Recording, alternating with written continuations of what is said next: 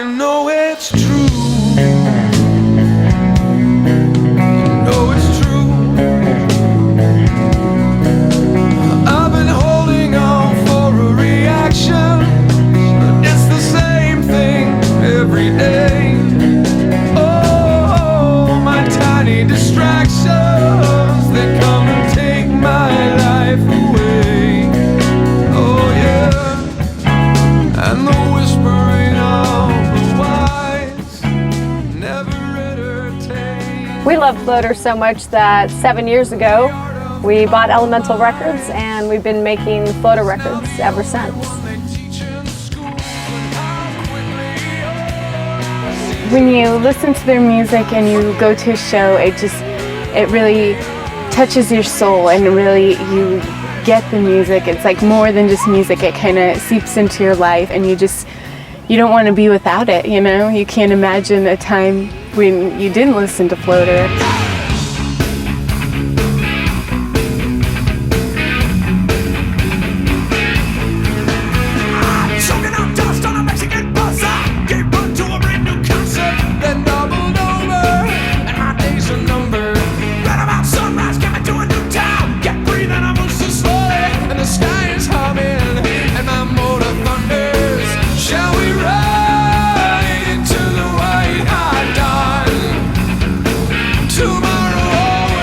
Sure, there's just certain moments where, I don't know if I could pick up a specific one where you'll see the entire audience, bouncing just like completely together, or, just feel like where it just goes up a notch beyond already the incredible energy, and it just really all comes together at that point. It feels really just like a special moment.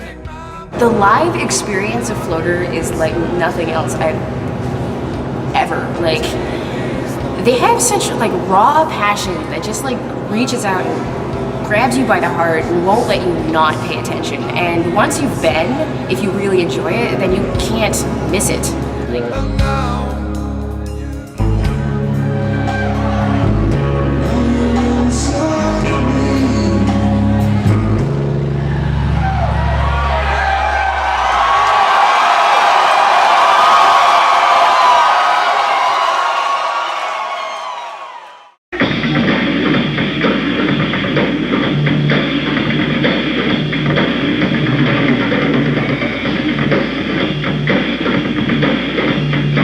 I've sort of always been in a band of some kind or other since, I don't know, junior high.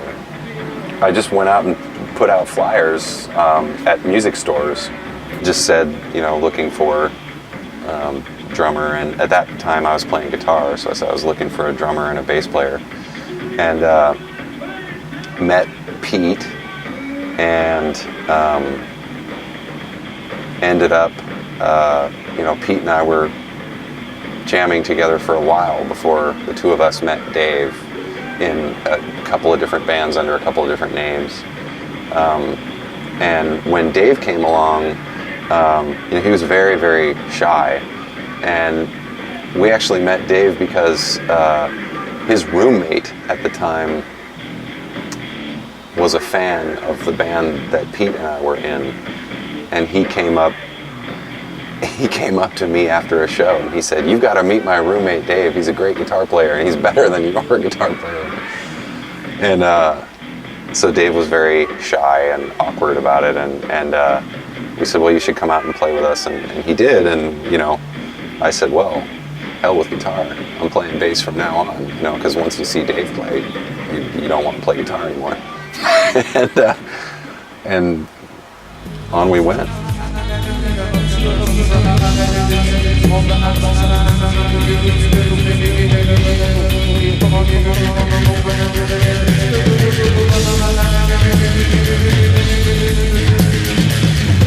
My name's Abe, and I've been working at the Wow Hall for just about 3 years now, booking the place and as a house manager. And I love Floater. Floater's one of my favorite bands here, honestly. The first show I ever saw at the Wow Hall, I don't know if I've ever told this story, but it was Floater. February 25th, 1994, just graduated high school, and felt like I needed to go to shows, and I was going stir crazy, and I saw this opening band Floater, and I was like, wow, this is an opening band in Eugene. holy cow. I would say I've seen 30 shows of theirs, and it was a big part of why I started volunteering here at the Hall, which led to me working here, and is honestly a big part of why I'm here, and really happy with my position and what I'm doing now, and being in the music industry.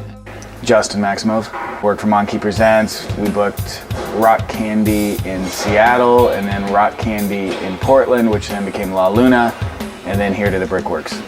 Never seen anything like it, ever. Yeah. Their fans liked them 12 years ago. They still play the same style, but they've evolved, but haven't changed the Floater sound. And consistency of lineup, consistency of touring, consistency of quality of records and songs.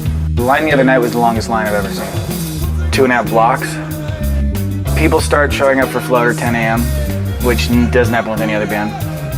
People with coolers, lawn chairs, every single time. I'm sorry, what?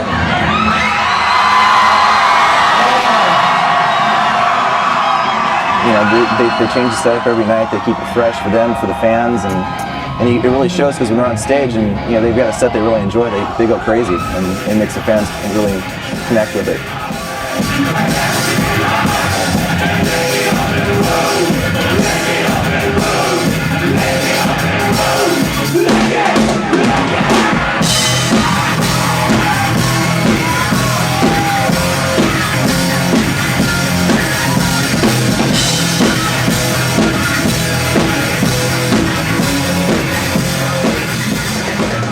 Well, you said you were going to play all 6 strings. All 6 strings. Okay? I did. You've only played Most 5 of the time. strings. Look, you know, I could just go up there and play with one stick all night and be in Def Leppard, but look, 6 is 6. Always. I'm talking about playing all the toms all the time.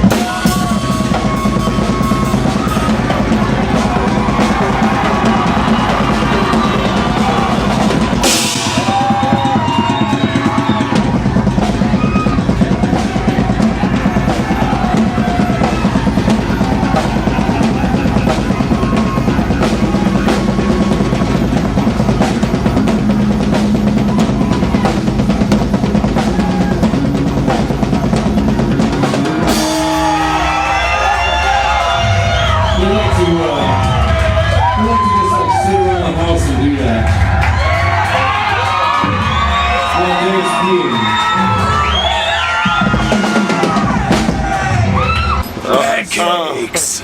I got a table for 6. Sure. Well, she's got that guy with him too. Or Yeah. that. I really doubt it. When I call it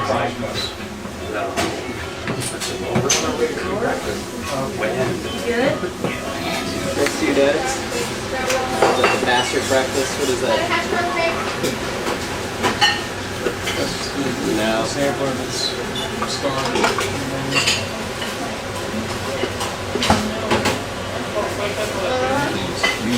So why don't you sing us your favorite Floater song?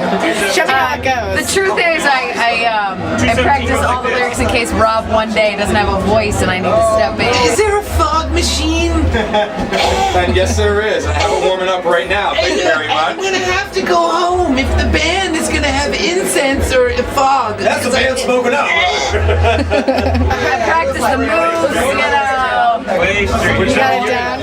And he kind of is like those Chuck E. Cheese guys that just you check back after I drain a couple of Okay. At the end of the night, all Mexican bus. I'm gonna hold you to that. You know, Kristen, that version of Mexican bass makes me want to punch you in the larynx. A lot of what makes getting backstage or seeing backstage so exciting to the fans is because that's the place where we get to hide and go over the songs and create an atmosphere. And you know, we all, before shows, you know, we all hold each other in a big hug and we count out 4s, and you know,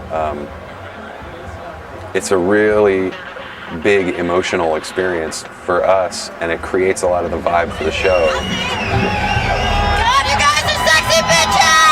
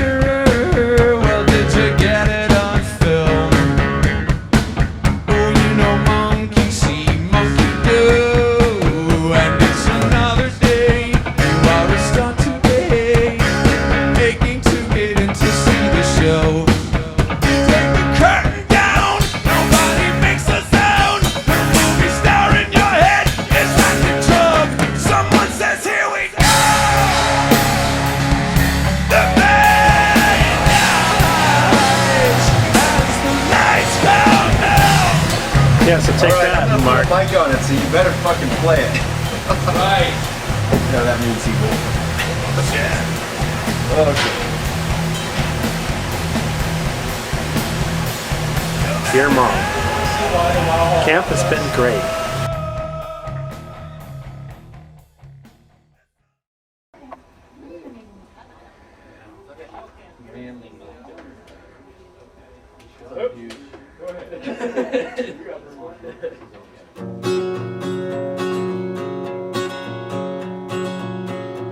I don't wanna be mean, I don't wanna be cruel, but sometimes I feel I've got to drink till I drool and take all the weight of the world from my shoulders and put it on you. Oh, I don't wanna break free, don't wanna head south, but I hear destiny calling and it's using my mouth to take all the weight of the world from my shoulders and lay it on you. So I'm packing my bags and I'm leaving today to Hollywood. Oh yes, I'm taking my things and I'm heading down to Hollywood. Hollywood's pretty much kind of an anthem to how corporate America and the media have sort of invaded every single vestige of life worldwide, especially in America. But you know, in that the way that we see ourselves and what we want and what our goals are and what we're ashamed of and what we want to hide is so heavily dictated by multinational corporations and their media machines, and that, you know, no matter what you think or feel when you're born, at some point in your life you're going to, in some way or other, end up in Hollywood. I think you're gonna love all the looks that you'll be getting in Hollywood. Go ahead and leave all your books, 'cause you won't need any in Hollywood.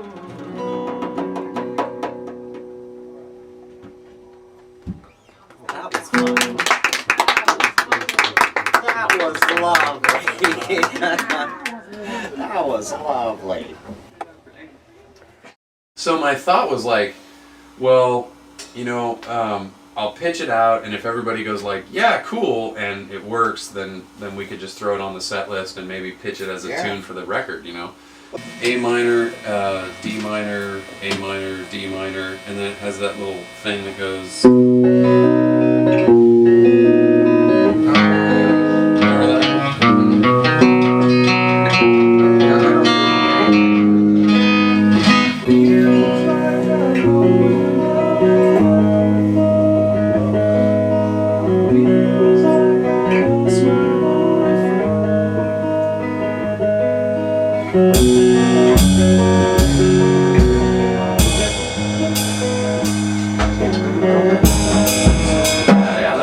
I'll introduce the drums with that. I'm just being like, oh, where the hell did they come from? Is that the rhythm you're going to use? Nice. Nice call. Yeah. Is that the rhythm you're going to use? Kind of a bossa nova style feel? Do it there, yeah. And I'll just be going my accents on the quarter notes. That way. And yeah, because I'm not going to be doing anything. The songwriting process for us is just wildly varied. Rob's even come in with like a whole song and went, these are the chords, and then we kind of add our flavor to it. We'll get right on it and start structuring it out and say, okay, let's do a run through of this structure. There are songs where, you know, I have the verses, but I don't have a chorus. Or there are songs where I have the lyrics, but I'm not sure what to do. Or there are songs where I have the music, but I don't have any words. Like a, black 'em, black 'em, black 'em, black 'em. And then just not. Yeah, exactly. I'm like, dude. yeah. So metal. So very metal. I need more cowbell. As the daylight broke, I cast no shadow on the wall. I passed the closed apartment doors and rose along the hall. And it feels like I'm going down again.